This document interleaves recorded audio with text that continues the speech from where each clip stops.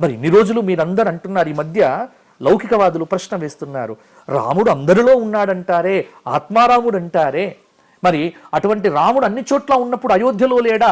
మీ ఊర్లో రాముడు లేడా? ఇన్ని వేల రామాలయాలు లేవా? అయోధ్యలో ఉన్న రామాలయానికి అంత ప్రత్యేకత ఏమిటి అనేటువంటి ప్రశ్నలు కూడా చాలా మంది వేస్తున్నారు. దానికి సమాధానం ఒక్కటే, ప్రతి వ్యక్తిలో రాముడు ఉన్నాడు. ఎందుకంటే రాముడు లేకుండా జగత్తు లేదు. చిన్నప్పటి నుంచి ఇప్పుడు చిన్న తల్లి పాలు పట్టేటప్పుడు పాలు తాగిన తర్వాత బిడ్డకు ఏమంటుంది? నా బిడ్డకు శ్రీరామ రక్ష. వినకూడని మాట, బాధ కలిగితే అయ్యో రామ అనేటువంటి మాట. అలాగే అంటే ఉదయం నిద్ర లేచినప్పటి నుంచి రాత్రి పడుకునేదాకా మన చేతల్లో, మన మాటల్లో, మన వ్యవహారంలో రాముడు ఎన్నిసార్లు వస్తాడమ్మా? చాలా సార్లు వస్తాడు. రాముడే ఉంటాడు. కాబట్టి రాముడు భారతదేశం యొక్క ఆత్మ. రామచంద్రమూర్తి భారతదేశ స్వరూపం. సనాతన భారతీయ ధర్మానికి రాముడు ప్రతీక. త్యాగానికి నిలువెత్తు నిదర్శనం రామచంద్రమూర్తి.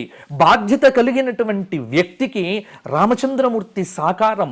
ఉమ్మడి కుటుంబ వ్యవస్థను ఈ జగత్తులో ప్రతిష్టాపన చేసినటువంటి ఆది పురుషుడు రామచంద్రమూర్తి. ఒక తల్లికి బిడ్డగా, ఒక భార్యకు భర్తగా, ఒక కొడుకుకు తండ్రిగా, ఒక తమ్ముడికి అన్నయ్యగా, ఒక రాజ్యానికి రాజుగా, ఇలా ఎన్ని పాత్రలు పోసుకున్న అన్ని పాత్రలకు అంతిమ గమ్యం నా రామచంద్రమూర్తే.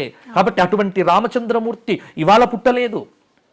ఎప్పుడు పుట్టాడు రామచంద్రమూర్తి? ఎప్పుడో 24వ మహాయుగం.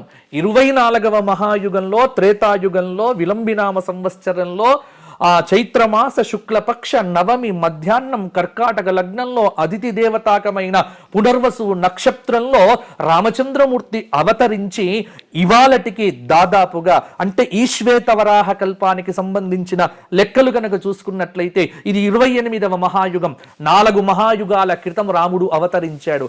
4 మహాయుగాల క్రితం అవతరించినటువంటి రాముడు ఆధునిక లెక్కల ప్రకారం, శాస్త్ర ప్రకారం, వాల్మీకి రామాయణ ప్రకారంగా కనుక మనం చూసుకున్నట్లయితే 1,87,00,000 చిల్లర సంవత్సరాల క్రితం రామచంద్రమూర్తి అయోధ్య పట్టణంలో అవతరించినట్టుగా అనేక ఆధారాలు మనకు కనిపిస్తున్నాయే. అన్ని వేల సంవత్సరాల క్రితం అవతరించినటువంటి రామభద్రుణ్ణి ఇవాళటికి మనం మరిచిపోవట్లే. ఏ సమస్య వచ్చినా, కుటుంబ సమస్య వస్తే రామాయణం పరిష్కారం చూపిస్తుంది. కాబట్టి ఇవాళ భారతదేశం యొక్క ఆత్మ, భారతదేశ సనాతన ధర్మ స్వరూపము, భారతదేశానికి నిలువెత్తు రూపము భారతీయుడంటేనే రామచంద్రమూర్తి. అటువంటి రాముడు పుట్టినటువంటి అయోధ్యలో రాముడికి ఆలయం లేకపోవడం ఏమిటమ్మా?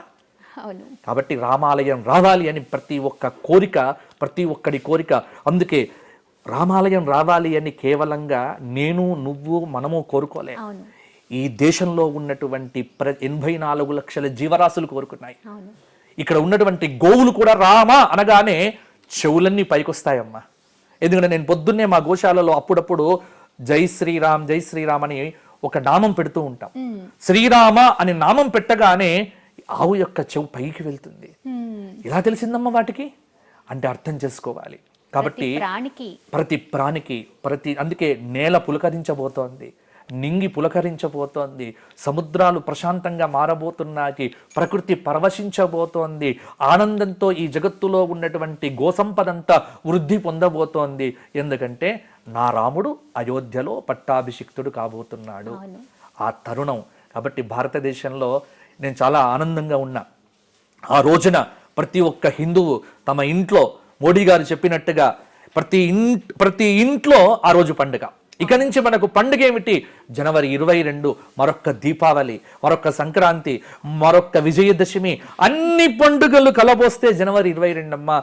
కాబట్టి ఇండ్లంతా అలంకారం చేసుకోండి, ముగ్గులతో అలంకారం చెయ్యండి, రామచంద్రమూర్తి విగ్రహానికి చక్కగా ఆవు నెయ్యితో దీపం పెట్టండి, అందరు కలిసి రామరక్షా స్తోత్ర పారాయణం చెయ్యండి, అందరు కలిసి సాయంత్రం ఇంటిల్లిపాది కలిసి మొత్తం మంది కలిసి హనుమాన్ చాలీసా పారాయణం చెయ్యండి, మీ ఇంటి మీద హనుమత ధ్వజాన్ని ప్రతిష్టాపన చెయ్యండి, ఇంటి ముందు శ్రీరామ జయ రామ జయ జయ రామ అనేటువంటి అక్షరాలు లిఖించండి, ఇంటి గుమ్మం పైన శ్రీరామ రక్ష అని రాసి పెట్టండి.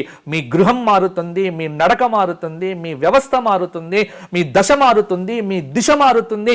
అన్నీ మార్చగలిగినటువంటి నా రామచంద్రమూర్తి అయోధ్యలోకి రావడమే తరువాయి.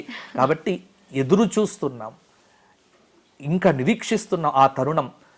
అయితే మేమందరం అయోధ్యకు వెళ్తాం. ఇప్పుడు నాకు కూడా ఆహ్వానం అయోధ్యకు రావాలని ఉంది. సబ్స్క్రైబ్ చేయండి.